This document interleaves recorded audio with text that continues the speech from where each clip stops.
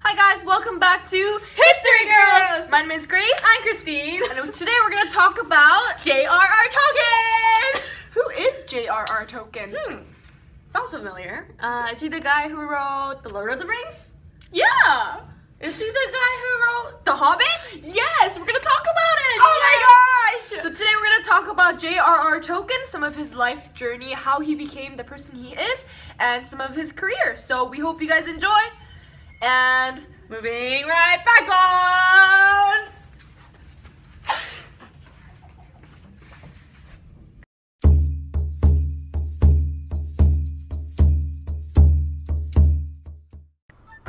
John Ronald Reuel Tolkien was born in Bloemfontein, South Africa on January 3rd, 1892. He was born from a British parents who lived in his birthplace due to his dad's promotion in Africa. When Tolkien was age 3, his mother decided to move to West Midland of England along with Tolkien and his younger brother, Hilary Tolkien.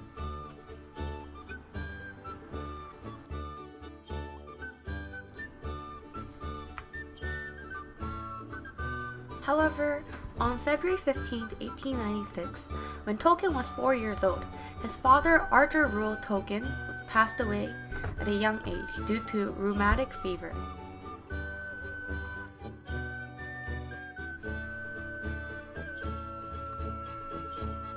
Later on, Tolkien's mother decided to move to Birmingham into her sister's house.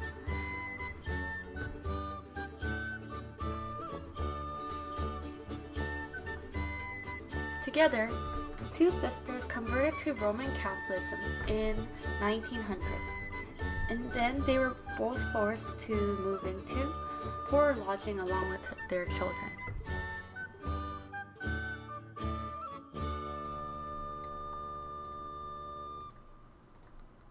In the same year, Ronald entered King Edward's School in Birmingham, already demonstrating a gift for linguistics.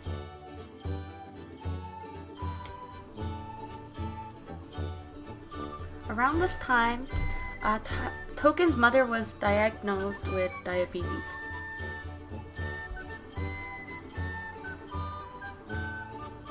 Unfortunately, during this time, because science was not developed for people to easily get a hold of insulin, diabetes was a severe illness for people at this time. Thus, this led to Tolkien's mother to end her life at an early age.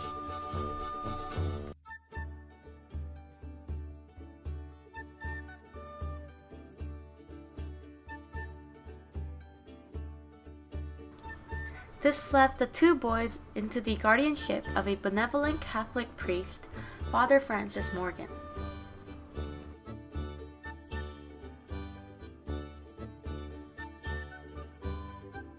As he continued at King Edward's, he met Edith Brett 3 years in his senior.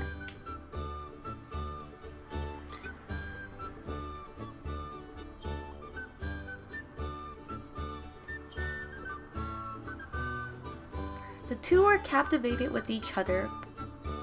However, Father Francis forbade Ronald to see Edith. Despite his real love for Edith, Ronald obeyed.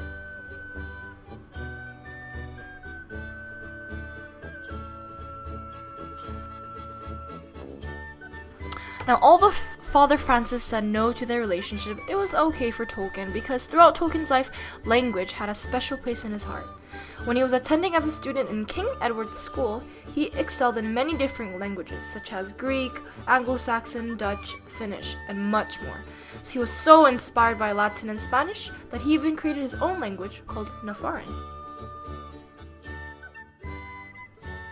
Now, Tolkien's outstanding skill with language won him an exhibition to Exeter College, Oxford, to study classics and English literature. So he got a scholarship to enter Exeter College.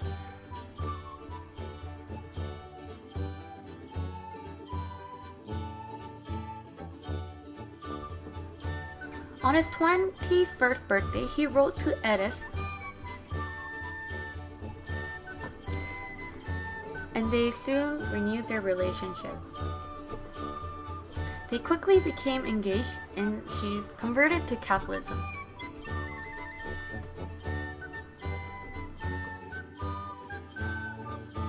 Now in 1914, once he graduated, he enlisted himself to the army and fought in the Western Front.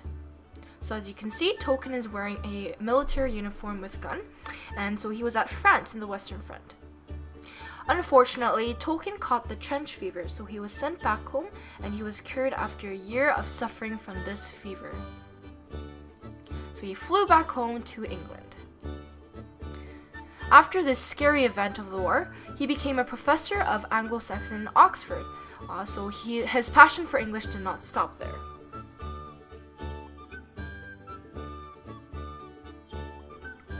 And although not said, the horrors he faced in the war was one of the greatest influence in his writings. For example, in the book Lord of the Rings, there's a passage that takes place in the wastelands of Mordor, which is where the muddy horror of the war is greatly described.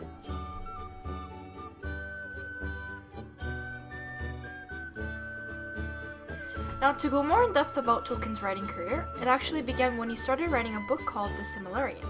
This book was the first and the last book Tolkien worked on, and although this book was not finished till he died, it was actually the root of his fantasy fictions, The Hobbit and The Lord of the Rings. In The Hobbit, the book was actually a simple fairy tale story with many adventures that themed around good versus evil.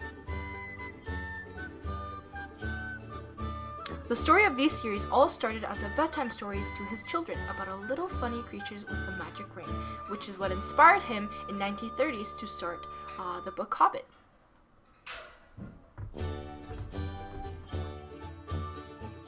The publishers of this book, Allen and Unwin, saw the success in Tolkien's writing, so they actually encouraged him to write another book. This is when Tolkien started his American international best-selling sequel called The Lord of the Rings. This book was actually different from The Hobbit because it had a dark atmosphere. Unlike a children's fantasy book, Tolkien strived to make it a dark fantasy novel with many dark atmospheres. He no longer wanted to focus on happy ending, but how people respond to certain choices and influence of power and ego. But unfortunately, the publishers who insisted Tolkien to write more became unsure of the sequel because of its length and context. However, still ended up publishing the book. In 1954, this novel was a good seller, but later on in 1965, when it reached America, it became the international bestseller. The theme and the mood of the book really seemed to capture the culture of America in the 1960s. Now, taking it a little bit backwards, when Tolkien and Edith were first married, they first had their child named John, and second named Michael and Christopher in 1924, and their last child named Priscilla in 1929. Now this Christopher guy, he's very important. He comes a little bit later in the story, so watch out for that green bow tie. At Oxford, he formed a very close friendship with the writers C.S. Lewis and Charles Williams. They became known as the Inklings, and with other writers in Oxford faculty, they spent much time together in discussion of literary and religious issues. The friendship with C.S. Lewis was especially significant, and Tolkien was doubtless an influence in Lewis's conversion to Christianity and the composition of his series, The Chronicles of Narnia. Due to their old age, Edith Tolkien passed away in 1971, leaving Tolkien by himself. His career as a professor, writing papers on medieval literature during his free time. In recognition to his work, in 1945, he received the Merton Professorship, which led him to more teaching and lecturing. In 1972, after many years of teaching, Oxford announced the honorary degree of Doctor of Letters to Tolkien, not for his writing, but for his linguistic studies.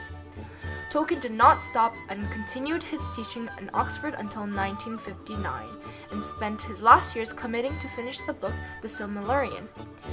However, on September 2nd, 1973, due to old age, he died before he could finish the book.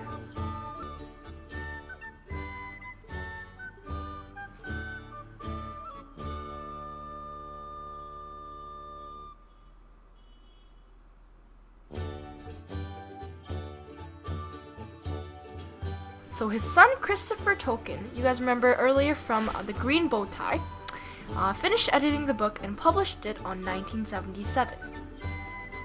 Through Tolkien's creative, fantastical, and inspiring works of art, he became one of the most popular authors and was acknowledged as the father of fantasy. So here are some of the books that he wrote: The Lord of the Rings, The Hobbit, Silmarillion, and there's much more.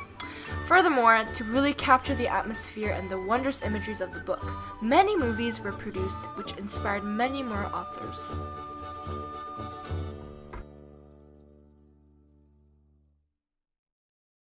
So that was the end of our J.R.R. Tolkien. Hope you guys enjoyed it. If you guys did enjoy it, make sure you guys like, subscribe, and leave us a comment down below what you want to see next. Or just, click right here.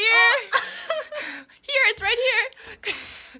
or our next video on C.S. Lewis. Make sure you like and subscribe. Thank you for watching. Bye. Oh, and follow us on Instagram, Twitter, and Facebook on History Girl. Yeah.